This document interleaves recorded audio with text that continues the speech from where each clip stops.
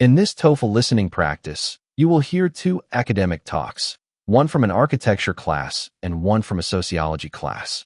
After each talk, answer the questions. Let's begin.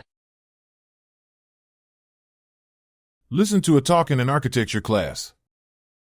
Today, we're moving into our unit on sustainable design, and we'll focus on a key principle: passive heating and cooling. This refers to designing buildings to naturally maintain comfortable temperatures without relying heavily on mechanical systems like furnaces or air conditioners. It's a cornerstone of energy-efficient architecture. The concept utilizes environmental factors such as sunlight, wind, and shading. For example, in the Northern Hemisphere, a building designed for passive solar heating would have large, south-facing windows to capture the sun's warmth in the winter. Conversely, strategic shading from overhangs or deciduous trees can block the high summer sun to keep the interior cool. Proper insulation and thermal mass, like a concrete floor that absorbs heat during the day and releases it at night, are also critical components. By harnessing these natural processes, we can significantly reduce a building's energy consumption and environmental impact. Next, we will look at a case study of a modern office building that successfully implements these principles.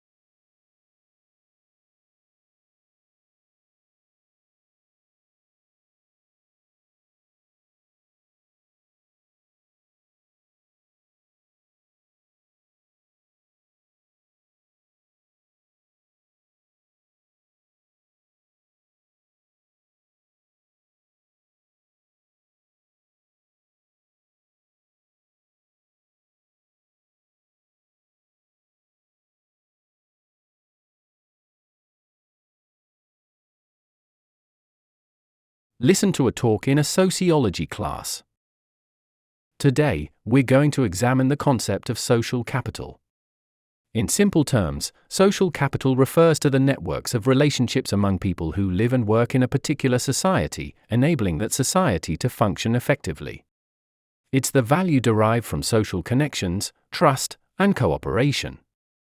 Think of it as a resource, much like physical or human capital, but it exists in the spaces between people. For instance, a neighborhood with high social capital might have residents who know each other, look out for one another, and participate in local community groups. This network can lead to tangible benefits, such as lower crime rates or better performing schools, because there's a strong sense of shared responsibility. Sociologists are interested in how social capital influences everything from public health to economic development. It's a crucial component for building resilient communities. Now, let's explore how we can actually measure this rather abstract concept.